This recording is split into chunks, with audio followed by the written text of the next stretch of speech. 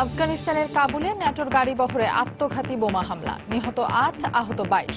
আইএসের দায় স্বীকার। রাতারাতি রোহিঙ্গা ইস্যুর সমাধান সম্ভব নয়, ব্রাসেলসে অং সান সুচি। রাখাইনে সেনাবাহিনীর নির্যাতনের অভিযোগ তদন্তে জাতিসংঘের প্রস্তাব প্রত্যাখ্যান। ট্রাম্পের সঙ্গে ফিলিস্তিনি প্রেসিডেন্ট মাহমুদ আব্বাসের বহুল প্রত্যাশিত বৈঠক আজ।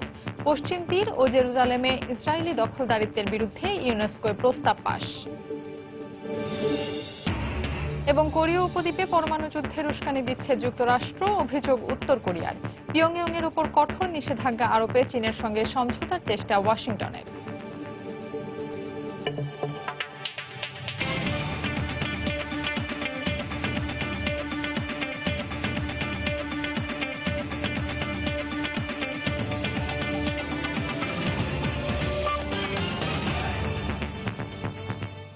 আন্তর্জাতিক সময়ের সঙ্গে আছি আমি ফাহমিদা মুর।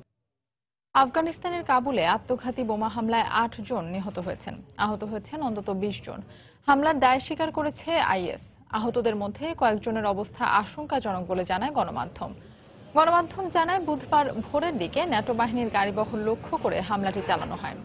হতাহতদের মধ্যে বিদেশি সেনা আছে কিনা তা এখনো জানা যায়নি। আত্মঘাতী হামলাকারীরা বিস্ফোরক ভর্তি গাড়ি নিয়ে এ হামলা চালায়। ঘটনাস্থলের কাছে মার্কিন দূতাবাসের অবস্থান বলেও জানায় কর্তৃপক্ষ।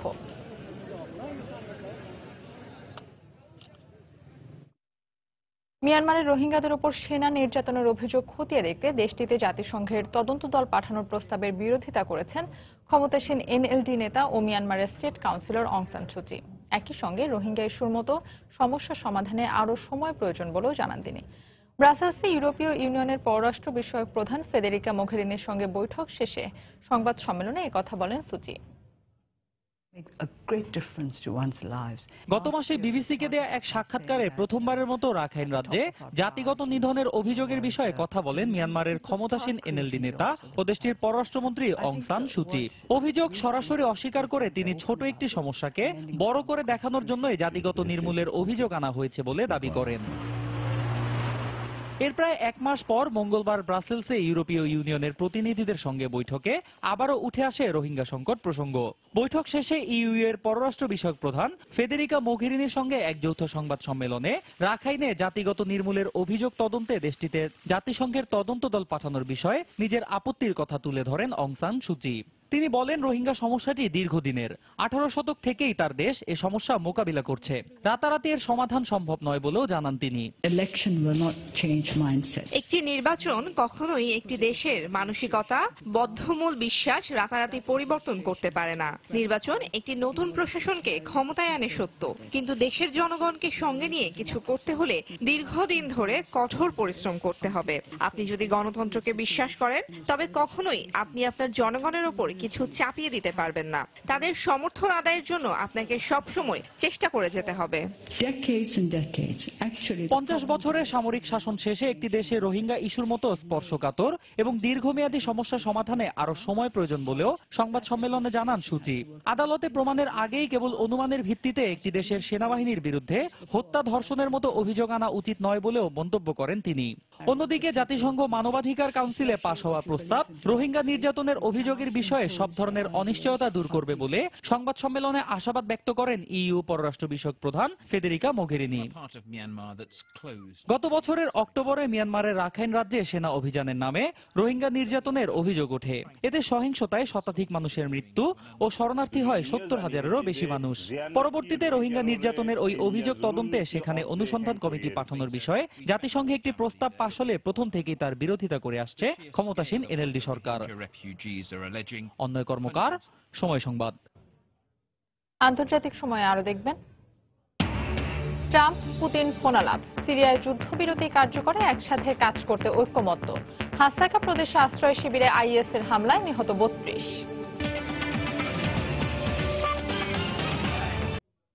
মার্কিন প্রেসিডেন্ট ডোনাল্ড ট্রাম্পের সঙ্গে আজ বহুল প্রত্যাশিত বৈঠকে বসছেন ফিলিস্তিনের প্রেসিডেন্ট মাহমুদ আব্বাস। ফিলিস্তিনি কর্তৃপক্ষ এর মাধ্যমে ইতিবাচক কিছু অর্জনের আশা প্রকাশ করলেও সেখানকার সাধারণ মানুষ বিষয়টি নিয়ে মিশ্র প্রতিক্রিয়া দেখিয়েছেন। এর মধ্যে তেল আবিব থেকে মার্কিন দূতাবাস জেরুজালেমে সরিয়ে নেওয়ার বিষয়টি গুরুত্বের সঙ্গে বিবেচনা করা হচ্ছে বলে জানিয়েছেন যুক্তরাষ্ট্রের ভাইস প্রেসিডেন্ট মাইক পেন্স। এদিকে পশ্চিম তীর ও জেরুজালেমে ইসরায়েলি দখলদারিত্বের বিরুদ্ধে একটি প্রস্তাব পাশ করেছে ইউনেস্কো।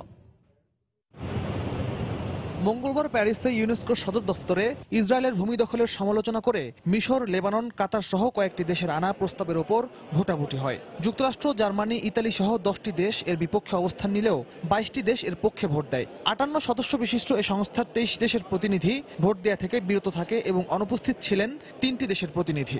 পাশ হওয়া প্রস্তাবে জেরুজালেমে ইসরায়েলের কর্তৃত্বকে অস্বীকার করা হয়। একে স্বাগত জানিয়েছে ফিলিস্তিন কর্তৃপক্ষ। বিভিন্ন চাপ সত্ত্বেও ইসরায়েল বিরোধী প্রস্তাবের উপর ভোটাভুটি হয়েছে। সবাই ইসরায়েলি আগ্রাসন স্বচক্ষে দেখলেও অনেকেই চুপ থাকছে। বিশ্ব সম্প্রদায় তাদের বিপক্ষে কথা বলতে চাইলেও কিছু দেশকে হুমকি ধমকি দেওয়া হচ্ছে। ইউনেস্কোর এই পদক্ষেপে ক্ষুব্ধ হয়ে এর তীব্র সমালোচনা করেছে ইসরায়েল। ভবিষ্যতে এমন যে কোনো উদ্যোগ প্রতিরোধ করা হবে বলেও হুঁশিয়ারি দেন দেশটির প্রধানমন্ত্রী। আপনারা দেখবেন বেশিরভাগ দেশ ইসরায়েল বিরোধী অবস্থানকে সমর্থন দেয়া থেকে বিরত থেকেছে, কিন্তু তারা বিরোধিতা করেনি। এটাই প্রমাণ করে আন্তর্জাতিক অঙ্গনে আমাদের গ্রহণযোগ্যতা বেশি। যাই হোক, আমরা ইউনেস্কোয় এ ধরনের আর কোনো ভোটাভুটি দেখতে চাই না। এ অবস্থায় মধ্যপ্রাচ্য সংকট নিয়ে বুধবার মার্কিন প্রেসিডেন্ট ট্রাম্পের সঙ্গে বৈঠকে বসছেন ফিলিস্তিনি প্রেসিডেন্ট মাহমুদ আব্বাস। বৈঠকে শান্তি আলোচনা পুনরায় শুরু ও চলমান সংকট সমাধানে ইতিবাচক সিদ্ধান্ত হওয়ার আশা প্রকাশ করেছে ফিলিস্তিন কর্তৃপক্ষ। আশা করি মধ্যপ্রাচ্য সংকট সমাধানে বর্তমান মার্কিন প্রশাসন দায়িত্বশীল ভূমিকা রাখবে। আগের যে কোনো মার্কিন প্রেসিডেন্টের চেয়ে ডোনাল্ড ট্রাম্প ইসরায়েল ফিলিস্তিন সমস্যা সমাধানে বেশি আগ্রহী। তবে সাধারণ ফিলিস্তিনিদের মধ্যে ট্রাম্প আব্বাস অনুষ্ঠেয় বৈঠক নিয়ে মিশ্র প্রতিক্রিয়া দেখা গেছে। আমরা এখন আর কোনো কিছু নিয়ে বেশি আশায় থাকি না। যুক্তরাষ্ট্র একটি শক্তিশালী দেশ হয়েও তারা ন্যায়ের পক্ষে অবস্থান না নিয়ে ইসরায়েলের দখলদারিত্ব সমর্থন দিয়ে যাচ্ছে, অথচ আমাদের স্বাধীনতা লাভের আন্দোলনের প্রতি তাদের কোনো ভ্রুক্ষেপ নেই। একদিকে আলোচনা, অন্যদিকে প্রতিদিন সাধারণ মানুষ হত্যা কোনো শান্তি প্রক্রিয়ার নিয়ম হতে পারে না। আমাদের প্রেসিডেন্টের এমন কোনো হাতিয়ার নেই যা দিয়ে তিনি মার্কিন সরকারের উপর চাপ প্রয়োগ করতে পারবেন। তারপরও আল্লাহর কাছে সহযোগিতা চাইছি। ইসরায়েল ফিলিস্তিন শান্তি প্রক্রিয়া নিয়ে আলোচনা শুরুর উদ্যোগের মধ্যেই তেল আবিব থেকে মার্কিন দূতাবাস সরিয়ে নেওয়ার প্রত্যয় পুনর্ব্যক্ত করল যুক্তরাষ্ট্র। ট্রাম্প দায়িত্ব গ্রহণের পর তার এই পূর্ব প্রতিশ্রুতির বিষয়ে তেমন কিছু না বললেও মঙ্গলবার মার্কিন ভাইস প্রেসিডেন্ট মাইক পেন্স জানান, দূতাবাস স্থানান্তরের বিষয়টি গুরুত্বের সঙ্গে বিবেচনা করা হচ্ছে। রিয়াদুল ইসলাম, সময় সংবাদ। ইসরায়েলি নিরাপত্তা বাহিনীর গুলিতে এক ইসরায়েলি নাগরিক নিহত হয়েছেন। মঙ্গলবার হিজমা সীমান্ত ফাঁড়ির পাশে এ দুর্ঘটনা ঘটে। পুলিশের এক মুখপাত্র জানান, নিহত ওই ব্যক্তি নিরাপত্তা বাহিনীর সদস্যদের ওপর ছুরিকাঘাতের চেষ্টা করে। নিরাপত্তার স্বার্থে তাকে গুলি করা হয় বলেও জানান তিনি। পুলিশের মুখপাত্রের এমন বক্তব্যে তুমুল বিতর্ক চলছে সামাজিক যোগাযোগ মাধ্যমে। দুর্ঘটনার তদন্ত করছে পুলিশ। যুক্তরাষ্ট্রের বিরুদ্ধে কোরীয় উপদ্বীপে পরমাণু যুদ্ধের উস্কানি দেওয়ার অভিযোগ এনেছে উত্তর কোরিয়া। এই অঞ্চলে মার্কিন বোমারু বিমান মোতায়েন করায় পরমাণু যুদ্ধ ছড়িয়ে পড়ার পরিস্থিতি তৈরি হয়েছে বলে জানায় পিয়ংইয়ং। এদিকে উত্তর কোরিয়ার ব্যালিস্টিক ক্ষেপণাস্ত্র পরীক্ষা অব্যাহত রাখার জেরে দেশটির ওপর কঠোর নিষেধাজ্ঞা আরোপে চীনের সঙ্গে সমঝোতার চেষ্টা চালাচ্ছে যুক্তরাষ্ট্র। পিয়ংইয়ং এর ওপর বিশ্ব সম্প্রদায়ের সমন্বিত চাপ প্রয়োগ ছাড়া তার উস্কানিমূলক আচরণ বন্ধ করা সম্ভব নয় বলেও জানিয়েছে ওয়াশিংটন। দক্ষিণ কোরিয়া ও যুক্তরাষ্ট্রের যৌথ আকাশ প্রতিরক্ষা মহড়ায় মার্কিন বোমারু বিমানের অংশগ্রহণে ক্ষুব্ধ প্রতিক্রিয়া দেখিয়েছে উত্তর কোরিয়া। এর মাধ্যমে কোরীয় উপদ্বীপ পরমাণু যুদ্ধের দ্বার প্রান্তে পৌঁছে গেছে বলে সতর্ক করেছে দেশটির রাষ্ট্রীয় টেলিভিশন। এ অঞ্চলে মার্কিন সামরিক বাহিনীর তৎপরতা দিন দিন চরম আকার ধারণ করছে। কোরীয় উপদ্বীপে যুক্তরাষ্ট্রের রণতরী মোতায়েনের পর দক্ষিণ কোরিয়া সাবমেরিন পাঠিয়েছে। এখন তাদের বোমারু বিমান এ অঞ্চলে যুদ্ধের মহড়া দিচ্ছে। তার অব্যাহত উস্কানিমূলক কর্মকাণ্ডের কারণে এ অঞ্চলে শিগগিরই পরমাণু যুদ্ধ ছড়িয়ে পড়তে পারে। এর মধ্যেই দক্ষিণ কোরীয় সামরিক বাহিনীর বরাতে দেশটির গণমাধ্যম জানিয়েছে, গত শনিবার উত্তর কোরিয়ার ছোড়া ক্ষেপণাস্ত্রটিকে মাঝপথে ইচ্ছাকৃত ধ্বংস করে দেয় পিয়ংইয়ং। ব্যালিস্টিক মিসাইলটি ভুলক্রমে রাশিয়ার দিকে ছোড়ার কারণে তারা এই পদক্ষেপ নিতে বাধ্য হয় বলেও প্রতিবেদনে উল্লেখ করা হয়। তবে উত্তর কোরিয়ার পক্ষ থেকে এ বিষয়ে কিছু বলা হয়নি। মার্কিন প্রেসিডেন্ট ট্রাম্প একদিকে আলোচনার মাধ্যমে সংকট সমাধানের ইঙ্গিত দিলেও উত্তর কোরিয়ার বিরুদ্ধে কঠোর ব্যবস্থা গ্রহণের হুঁশিয়ারি দিয়েছে মার্কিন প্রশাসন। পিয়ংইয়ং এর একের পর এক ক্ষেপণাস্ত্র পরীক্ষার কারণে দেশটির উপর কঠোর নিষেধাজ্ঞার বিষয়ে আলোচনা করছেন নিরাপত্তা পরিষদের সদস্য রাষ্ট্রগুলোর প্রতিনিধিরা। এ বিষয়ে চীনের সঙ্গে যুক্তরাষ্ট্র সমঝোতার চেষ্টা চালিয়ে যাচ্ছে বলে জাতিসংঘ সূত্রের বরাতে জানায় গণমাধ্যম। এর মধ্যেই উত্তর কোরীয় নেতা কিম জং উনের সঙ্গে মার্কিন প্রেসিডেন্ট ট্রাম্পের বৈঠকে বসার আগ্রহকে স্বাগত জানিয়েছে চীন। একই সঙ্গে দক্ষিণ কোরিয়ায় মার্কিন থার্ড ক্ষেপণাস্ত্র মোতায়েনের ঘটনায় ক্ষুব্ধ প্রতিক্রিয়া জানায় দেশটি। আমরা সবসময় শান্তিপূর্ণ উপায়ে কোরীয় সংকট সমাধানের কথা বলে আসছি, আর এ লক্ষ্যে আলোচনার যে কোনো উদ্যোগকে আমরা স্বাগত জানাই। কিন্তু আমরা বরাবরই থার্ড মোতায়েনের বিরুদ্ধে ছিলাম। দক্ষিণ কোরিয়া ও যুক্তরাষ্ট্রের উচিত কোরিয়া থেকে দ্রুত এই ক্ষেপণাস্ত্র ব্যবস্থা প্রত্যাহার করা, অন্যথায় আমাদের স্বার্থ রক্ষার ক্ষেত্রে যে কোনো ব্যবস্থা নিতে আমরা প্রস্তুত আছি। এদিকে কোরীয় সমস্যা সমাধানে চীনকে আরো সক্রিয় হওয়ার আহ্বান জানিয়েছেন বেইজিং এ মার্কিন রাষ্ট্রদূত হিসেবে ট্রাম্পের মনোনীত টেরি বার্নস্টাড। মঙ্গলবার সিনেটের এক শুনানিতে উত্তর কোরিয়ার অবৈধ পরমাণু কর্মসূচির বিরুদ্ধে চীনের কঠোর ব্যবস্থা নেওয়া উচিত বলেও মন্তব্য করেন তিনি। রিয়াদুল ইসলাম, সময় সংবাদ। সিরিয়ায় যুদ্ধবিরতি কার্যকরে একসাথে কাজ করতে একমত হয়েছেন রুশ প্রেসিডেন্ট ভ্লাদিমির পুতিন এবং মার্কিন প্রেসিডেন্ট ডোনাল্ড ট্রাম্প। মঙ্গলবার টেলিফোন আলাপে এ বিষয়ে ঐকমত্যে পৌঁছান তারা। সিরিয়ার উত্তর পূর্বাঞ্চলীয় ইরাক সীমান্তে আইএস এর হামলায় অন্তত ৩২ বেসামরিক নাগরিক ও কুর্দি বিদ্রোহী নিহত হয়েছে। মঙ্গলবার হাসাকা প্রদেশের রাজেম আল সালিবি শহরের একটি অস্থায়ী আশ্রয় শিবিরে বোমা হামলায় এই হতাহতের ঘটনা ঘটে। এ ধ্বংসযজ্ঞ সিরিয়ার হামা প্রদেশের। মঙ্গলবার মিসাইলের আঘাতে লন্ডভন্ড হয়ে যায় হামার লাতামনেহ এবং কাফরজিতা। সামাজিক যোগাযোগ মাধ্যমে এই ছবি প্রকাশ করা হয়। যুক্তরাজ্য ভিত্তিক পর্যবেক্ষণ সংস্থা Syrian observatory for human rights জানায়, হেলিকপ্টার থেকে ব্যারেল বোমা ফেলা হয়, এতে 5 শিশু সহ অন্তত 6 জন নিহত হয় বলে জানায় সংস্থাটি। তবে কোন পক্ষ এ হামলা চালিয়েছে সে সম্পর্কে কিছু জানা যায়নি। একই দিন সিরিয়ার উত্তর পূর্বাঞ্চলীয় ইরাক সীমান্তে আইএস এর হামলায় অন্তত 32 বেসামরিক নাগরিক ও কুর্দি বিদ্রোহী নিহত হয়েছে। মঙ্গলবার হাসাকা প্রদেশের রাজেম আল সালিবি শহরের একটি অস্থায়ী আশ্রয় শিবিরে বোমা হামলার এই হতাহতের ঘটনা ঘটে। এই হামলার আগে শিবিরটির পার্শ্ববর্তী একটি তল্লাশি চৌকিতে বিদ্রোহী গ্রুপ সিরিয়ান ডেমোক্রেটিক ফোর্সের সদস্যদের সঙ্গে আইএস জঙ্গিদের গোলাগুলি হয় বলে জানা গেছে। পরে আইএস এর 5 আত্মঘাতী হামলাকারী শরণার্থী শিবিরের কাছে বোমার বিস্ফোরণ ঘটায়। ইরাকি সেনাবাহিনী জানিয়েছে, হামলার সময় আইএস এর আরো বেশ কিছু জঙ্গি ওই আশ্রয় কেন্দ্রের কয়েকজনকে অপহরণ করে। এদিকে আসাদ সরকারকে সহায়তায় ইরান আরও সেনা পাঠাবে বলে জানিয়েছেন ইরানের এক জ্যেষ্ঠ কমান্ডার। জঙ্গি দমনে সিরীয় সরকারকে সহায়তার জন্য সে দেশে এর মধ্যে মোতায়েন ইরানি সেনাদের সঙ্গে অতিরিক্ত এ সেনারা যোগ দেবে বলে জানান তিনি। এদিকে সিরিয়ায় যুদ্ধবিরতি কার্যকরে একসঙ্গে কাজ করার বিষয়ে একমত হয়েছেন রুশ প্রেসিডেন্ট ভ্লাদিমির পুতিন এবং মার্কিন প্রেসিডেন্ট ডোনাল্ড ট্রাম্প। মঙ্গলবার টেলিফোন আলাপে এ বিষয়ে ঐকমত্যে পৌঁছান তারা। মানবিক কারণেই সিরিয়ার সংঘাত বন্ধ করা উচিত বলে ফোনালাপে মত প্রকাশ করেন প্রেসিডেন্ট ট্রাম্প ও পুতিন। সিরিয়া বিষয়ে মতপার্থক্য কমাতে দুদেশের পররাষ্ট্রমন্ত্রীদের বৈঠক হবে বলেও সিদ্ধান্ত হয়। এছাড়া সিরিয়ায় যুদ্ধবিরতি নিয়ে বুধবার কাজাখস্তানের রাজধানী আস্তানায় শুরু হওয়া বৈঠকে প্রতিনিধি পাঠাতেও সম্মত হয়েছেন ট্রাম্প। আগামী জুলাইয়ে জার্মানিতে দুজনের বৈঠকের বিষয়ে আলোচনা করেন তারা। হাফসাতুন্নেসা, সময় সংবাদ। মস্কো কোন দেশের অভ্যন্তরীণ রাজনীতিতে হস্তক্ষেপ করে না বলে দাবি করেছেন রুশ প্রেসিডেন্ট ভ্লাদিমির পুতিন। পাল্টা অভিযোগে তিনি বলেন, বিভিন্ন সংস্থা রাশিয়ার অভ্যন্তরীণ বিষয়ে নাক গলায়। মঙ্গলবার জার্মান চ্যান্সেলর অ্যাঙ্গেলা মার্কেলের সঙ্গে দ্বিপক্ষীয় বৈঠক শেষে যৌথ সংবাদ সম্মেলনে মার্কিন নির্বাচনে মস্কোর হস্তক্ষেপের বিষয়টি গুজব বলে উড়িয়ে দেন। অ্যাঙ্গেলা মার্কেল বলেন, জার্মানির আসন্ন নির্বাচনে হ্যাকিং এর বিষয়ে চিন্তিত নন তিনি। প্রায় 2 বছর পর রাশিয়া সফরে গেলেন German chancellor Angela Markle. Krishna সাগরের সুচি অবকাশ কেন্দ্রে পৌঁছালে তাকে স্বাগত জানান রুশ প্রেসিডেন্ট ভ্লাদিমির পুতিন।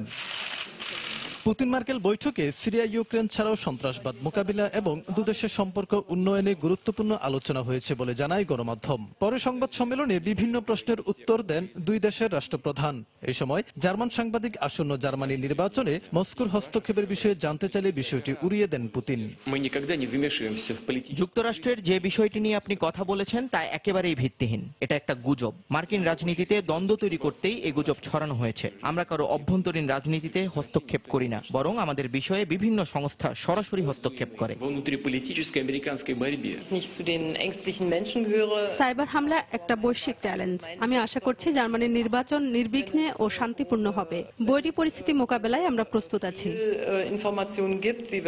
বৈঠকে ইউক্রেন সংঘাত বন্ধে একমত হন পুতিন ও মার্কেল। পূর্বাঞ্চলের শান্তি এবং স্থিতিশীলতা প্রতিষ্ঠায় মিন্স্ক চুক্তি বাস্তবায়নের উপর জোর দেন তারা। মার্কেল জানান, ইউক্রেনের শান্তি প্রতিষ্ঠায় সম্ভাব্য সবকিছু করবেন তিনি।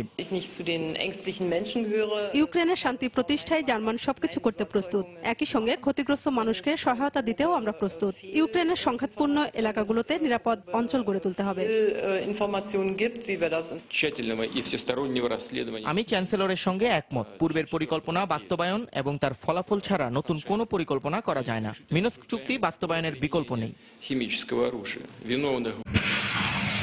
এদিকে শান্তি আলোচনার মাধ্যমে সিরিয়ায় সংঘাত বন্ধ করা সম্ভব বলে মন্তব্য করেন পুতিন। এ সময় ইদলিবের খান শেখুনে রাসায়নিক হামলার তীব্র নিন্দা জানিয়ে দোষীদের বিরুদ্ধে ব্যবস্থা নেওয়া উচিত বলেও মন্তব্য করেন তিনি। ফাইয়াজ আহমেদ, সময় সংবাদ।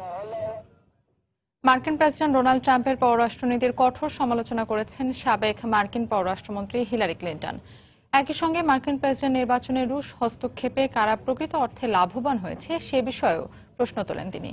মঙ্গলবার নিউ ইয়র্কে এক অনুষ্ঠানে দেয়া বক্তব্যে কথা বলেন নির্বাচনে ট্রাম্পের কাছে হেরে যাওয়া ডেমোক্র্যাট দলীয় প্রেসিডেন্ট প্রার্থী হিলারি। এ সময় তিনি আরো বলেন, বিশ্বব্যাপী লক্ষ্য অর্জনে এই মুহূর্তে একটি কার্যকর পররাষ্ট্র মন্ত্রণালয় প্রয়োজন। পররাষ্ট্রনীতি বিষয়ে ট্রাম্প প্রশাসনকে ভবিষ্যতে যে কোনো ধরনের পরামর্শ দিতেও তিনি প্রস্তুত বলে জানান সাবেক এই মার্কিন পররাষ্ট্রমন্ত্রী। এছাড়াও উত্তর কোরিয়া ইস্যুতে আরো শক্ত মার্কিন নীতি প্রণয়নের উপরও জোর দেন হিলারি ক্লিন্টন।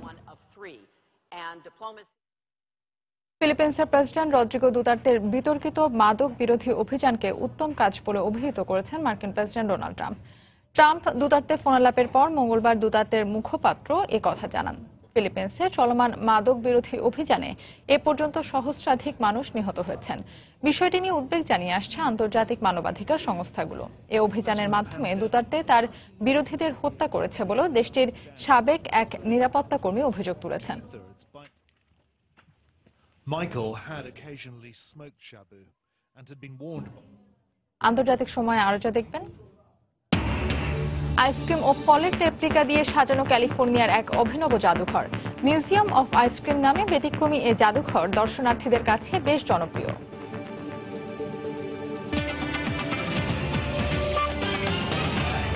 দেশের স্বার্থ রক্ষায় যে কোনো কঠিন পরিস্থিতিতে না বলতে পারার মতো সৎ সাহস একজন ফরাসি প্রেসিডেন্টের থাকা উচিত বলে মন্তব্য করেছেন ফ্রান্সের কট্টর ডানপন্থী প্রেসিডেন্ট প্রার্থী মেরি লপেন। একই সঙ্গে নির্বাচনে জয়ী হলে ইউরোপীয় ইউনিয়ন থেকে বের হয়ে ফ্রান্সের নিজস্ব মুদ্রা প্রচলনেরও অঙ্গীকার ব্যক্ত করেন তিনি। মঙ্গলবার রয়টার্সকে দেয়া এক সাক্ষাৎকারে একথা বলেন এই প্রেসিডেন্ট প্রার্থী। ফ্রান্সের অর্থনীতিতে ইউরো বর্তমানে একটি বোঝা বলেও অভিযোগ করেন তিনি। এছাড়াও বিশ্বের বর্তমান রাজনৈতিক প্রেক্ষাপটে মার্কিন প্রেসিডেন্ট ডোনাল্ড ট্রাম্প, রুশ প্রেসিডেন্ট ভ্লাদিমির পুতিন এবং ব্রিটিশ প্রধানমন্ত্রী থেরেসা মের সঙ্গে বৈঠকের ক্ষেত্রে প্রতিদ্বন্দ্বী প্রার্থী ইমানুয়েল ম্যাক্রোর চেয়ে নিজেকেই বেশি যোগ্য বলে দাবি করেন লপেন। এদিকে লপেনের বিরুদ্ধে এক নির্বাচনী প্রচারণার সমর্থকদের উদ্দেশ্যে দেয়া বক্তব্যে প্রতিদ্বন্দ্বী প্রেসিডেন্ট প্রার্থী ফ্রাঁসোয়া ফিওর বক্তব্য অনুকরণের অভিযোগ উঠেছে। সোমবার প্যারিসের উত্তরাঞ্চলে এক নির্বাচনী সভায় ফ্রান্সের 3টি সমুদ্র সীমা প্রসঙ্গে কথা বলার সময় ফিওর বক্তব্যের একটি অংশ লপেন হুবহু অনুকরণ করে বলে জানায় ফরাসি গণমাধ্যম।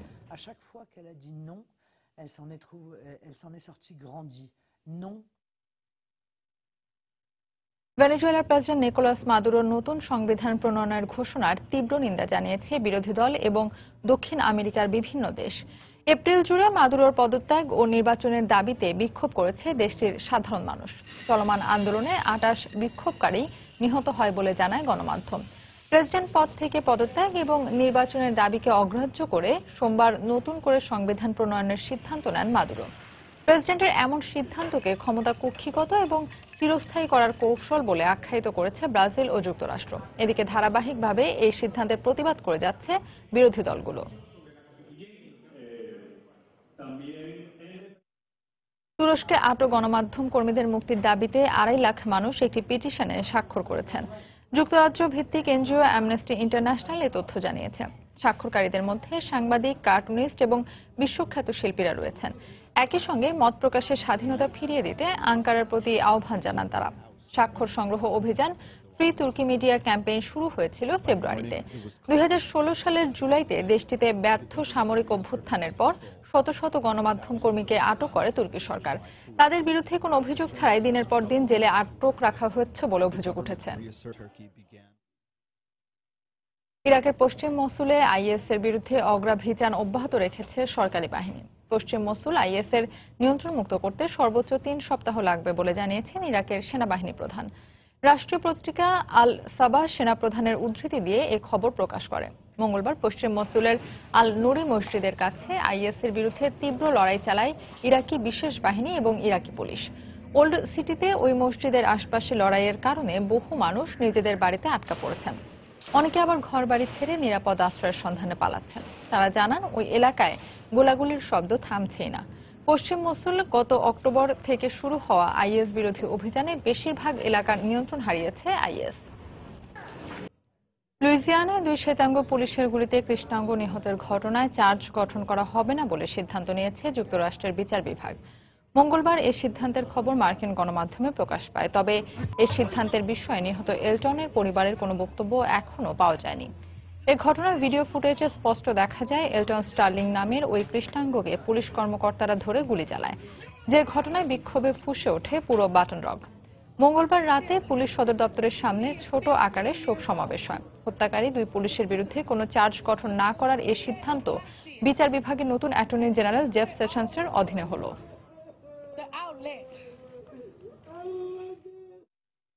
মালির সেনা চৌকিতে সন্ত্রাসী হামলায় 10 সেনা সদস্য নিহত, আহত হয়েছেন আরো 9 জন।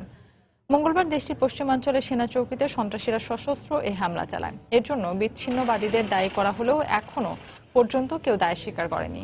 দেশটিতে আল কায়েদার অনুসারী ইসলামিক মাগরেব সক্রিয় রয়েছে। মালির সরকার এবং দেশটির মিত্রদের বিরুদ্ধে কয়েক দশক ধরে আন্দোলন করে আসছে তারা। জঙ্গি গোষ্ঠীটি নিরাপত্তা বাহিনীর উপর হামলা চালিয়ে আসছে বলেও জানায় স্থানীয় গণমাধ্যম। এর আগে 17 জুলাই সেনা ক্যাম্পে চালানো হামলায় 17 সেনা নিহত হয়। সন্ত্রাসী গোষ্ঠী আনসার দিন গ্রুপ এই হামলার দায় স্বীকার করে।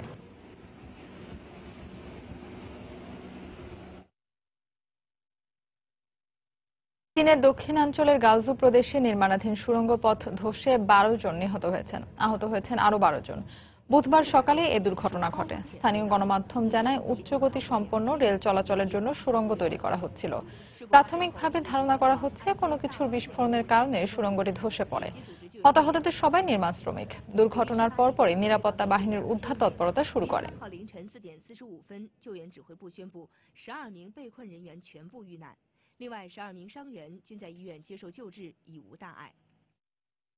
ইন্দোনেশিয়ার জাভা দ্বীপে আকস্মিক বন্যায় অন্তত 13 জনের মৃত্যুর খবর পাওয়া গেছে। মঙ্গলবার উদ্ধারকর্মীরা জানান, গত সপ্তাহের টানা বৃষ্টিতে জাভার মধ্যাঞ্চলীয় মাগেলাং জেলায় সৃষ্ট বন্যায় এই প্রাণহানি ঘটে। শনিবার থেকে মঙ্গলবার পর্যন্ত সময়ে এই 13 জনের মরদেহ উদ্ধার করা হয়। বন্যায় বেশ কয়েকটি এলাকার বাড়িঘর ক্ষতিগ্রস্ত হয়েছে। রাস্তাঘাট তলিয়ে যাওয়ায় যোগাযোগ ব্যবস্থা ব্যাহত হচ্ছে। সেনা, পুলিশ ও স্বেচ্ছাসেবী সহ 1,500-এরও বেশি উদ্ধারকর্মী বন্যা দুর্গত এলাকায় কাজ করছে। ইন্দোনেশিয়ায় প্রায় প্রতি বছরই বন্যায় ব্যাপক ক্ষয়ক্ষতির খবর পাওয়া যায়। গত মাসে ইস্ট জাভা প্রদেশে বন্যার কারণে সৃষ্ট ভূমিধসে 28 জনের মৃত্যু হয়। সত্যজিৎ রায়ের 97তম জন্মদিন উপলক্ষে কলকাতার নন্দন প্রেক্ষাগৃহে একদিনের চলচ্চিত্র প্রদর্শনী অনুষ্ঠিত হয়েছে। মঙ্গলবার বেলা 11টা থেকে এই প্রদর্শনী শুরু হয়ে রাত 9টায় শেষ হয়। বিকেলে কিংবদন্তি ওই নির্মাতার জীবন নিয়ে নির্মিত 2টি তথ্যচিত্র দেখানো হয়। তথ্যচিত্রে অংশ নেয়া কলাকুশলীরাও নন্দন প্রেক্ষাগৃহে সমবেত হন। দ্বিতীয় ফেলুদা চরিত্রের জনপ্রিয় অভিনেতা সব্যসাচী চক্রবর্তী, সত্যজিৎ রায়ের ছেলে চলচ্চিত্র নির্মাতা সন্দীপ রায়ও এদিন চলচ্চিত্র উৎসবে উপস্থিত ছিলেন। সত্যজিৎ রায়ের ফেলুদা গল্পের 5টি সহ এদিন মোট 11টি চলচ্চিত্র দেখানো হয়। ফেলুদার গোয়েন্দাগিরি দেখতে সকাল থেকেই সত্যজিৎ ভক্তদের লম্বা লাইনে দাঁড়িয়ে থাকতে দেখা গেছে। ভীষণ ভালো লাগলো। মানে ফার্স্ট টু লাস্ট যে বইগুলো কোন ইয়ারে কোনটা বানিয়েছে, এটা মানে একটা কমপ্লিট আইডিয়াটা পেলাম।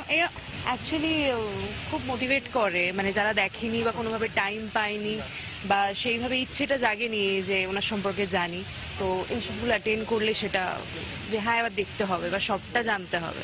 সেদিন একটা ডকুমেন্টারি তৈরি হয়েছে, সেই ডকুমেন্টারিটা দেখার জন্য আসা এবং যে অনেকগুলো ফেলুদার শর্ট ফিল্মস গুলো দেখানো হচ্ছে, সেগুলো লোকে উৎসাহ নিয়ে দেখতে আসছে, এইটাই আনন্দের কথা।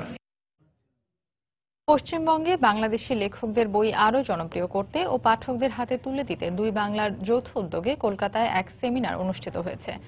Indian council for cultural relations, কলকাতায় বাংলাদেশ উপদূতাবাস ও চ্যানেল আই এর যৌথ আয়োজনে মঙ্গলবার সন্ধ্যায় সেতু বন্ধনে বই শীর্ষকে সেমিনার অনুষ্ঠিত হয়।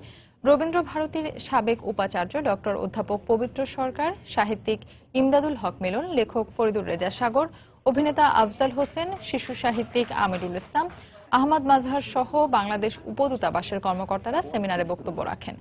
বক্তারা কলকাতায় বাংলাদেশের বই না পাওয়ায় আক্ষেপ প্রকাশ করে বলেন, দুই বাংলার মানুষের মধ্যে বই সেতুবন্ধন হিসেবে কাজ করছে।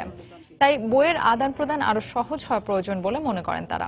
বেশ কয়েক বছর ধরে কলকাতায় বাংলাদেশের বইয়ের স্থায়ী বিক্রয় কেন্দ্র করার দাবির প্রেক্ষিতে সম্প্রতি বাংলাদেশের একটি প্রতিষ্ঠান কলকাতার কলেজ স্ট্রিটে বাংলাদেশি বইয়ের বিপণন শুরু করেছে।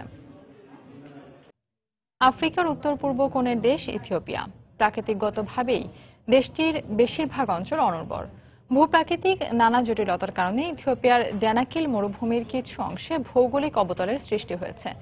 পৃথিবীর অন্যতম নিম্নাঞ্চল ও বসবাসের অনুপযোগী হিসেবে পরিচিত এই জায়গাটি থেকে শত শত বছর থেকে লবণ সংগ্রহ করে জীবিকা নির্বাহ করছেন আফার জনগোষ্ঠীর কিছু মানুষ। হর্ন অফ আফ্রিকার দেশ ইথিওপিয়ার উত্তর পূর্বাঞ্চল এবং ইরিত্রিয়া ও জিবুতির কিছু অঞ্চল নিয়ে ড্যানাকিল মরুভূমির অবস্থান। অনুর্বর এই অঞ্চলটি আফার ট্রায়াঙ্গল নামেও পরিচিত। ভূপৃষ্ঠের ক্ষয়, কয়েক হাজার বছরের প্লাবন, মাটির উত্থান পতন এবং এশিয়া ও আফ্রিকার মিলনস্থলে তিনটি টেকটনিক প্লেটের উপর অবস্থানের কারণে জায়গাটিতে জিওলজিক্যাল ডিপ্রেশন বা ভৌগোলিক অবতলের সৃষ্টি হয়েছে। প্রায় 200 কিলোমিটার দীর্ঘ ও 50 কিলোমিটার প্রস্থের এই অঞ্চলটি সমুদ্রপৃষ্ঠ থেকে 100 মিটার গভীর, যেখানে সারা বছরের গড় তাপমাত্রা 50 ডিগ্রি সেলসিয়াসেরও বেশি।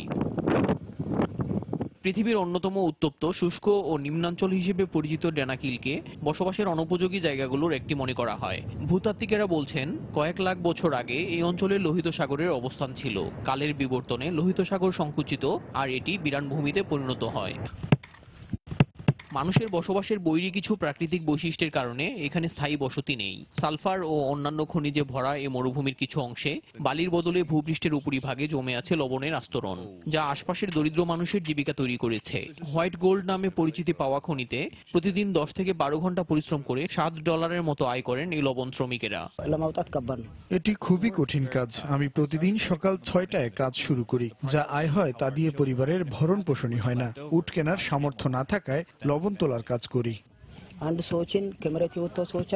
লবণের এই আস্তরণ ছোট করে কেটে সারি সারি উটের পিঠে করে কারখানায় নিয়ে যাওয়া হয়। খনি থেকে লবণ সংগ্রহ করে 250 কিলোমিটার পথ পাড়ি দিয়ে কারখানায় পৌঁছাতে প্রায় 1 সপ্তাহ সময় লাগে।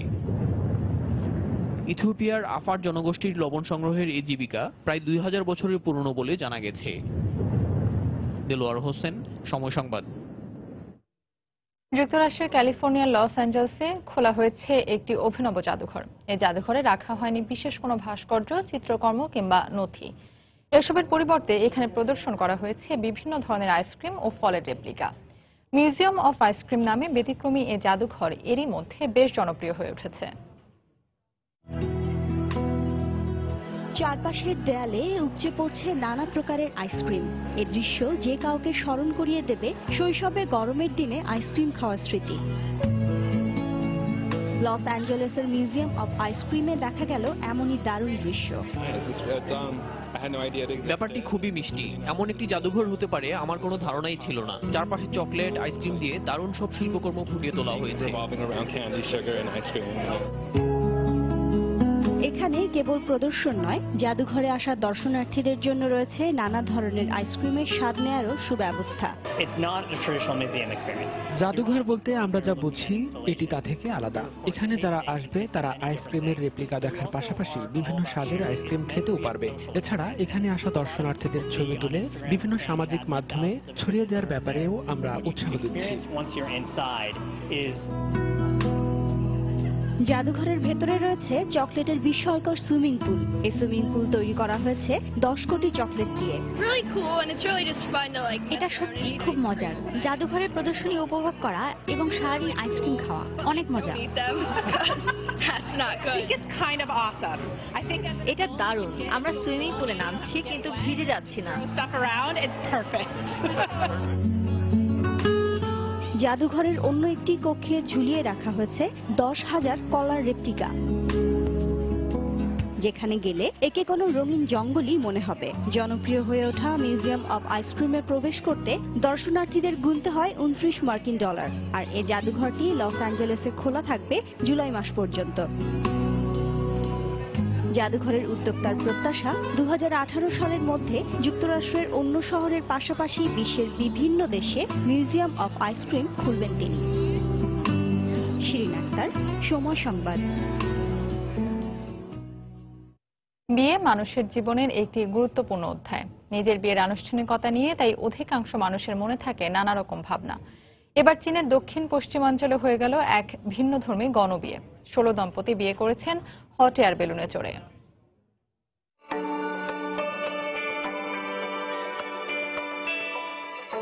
আকাশের বুকে ভেসে বেড়াচ্ছে নানা রঙের ও আকৃতির দারুণ সব হট এয়ার বেলুন, আর তাতে আরোহী হয়েছেন 16 জন নবদম্পতি।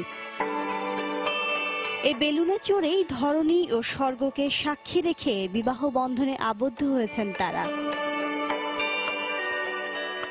রোমাঞ্চকর এই ঘটনাটি ঘটেছে চীনের ইউনান প্রদেশের টেংচং কাউন্টিতে। বসন্তের ছোঁয়ায় বিস্তীর্ণ সবুজ রবি শস্যের মাঠ যখন হলদে রং ধারণ করেছে, তখন এই ভিন্নধর্মী বিয়ের আয়োজন যেন সেই সৌন্দর্যের মাত্রাকে আরো কয়েক গুণ বাড়িয়ে দিয়েছে। বিশেষ এই আয়োজনের অংশ হতে পেরে খুশিতে আত্মহারা নতুন যুগলরা। আমি এখানে অল্প সময়ের জন্য এসেছি। চারপাশে রবি শস্য দেখতে খুবই ভালো লাগছে, আর এয়ার বেলুনে চড়ে এ দৃশ্য উপভোগ করার অভিজ্ঞতা আরো চমৎকার। আমাদের বিয়ের জন্য বিশেষ করে আমরা মিয়ানমার থেকে এসেছি। এর আগে 2016 সালের জুন মাসে হট এয়ার বেলুনে চড়ে বিবাহ বন্ধনে আবদ্ধ হন 50 জন যুগল। শিরিন আক্তার, সময় সংবাদ।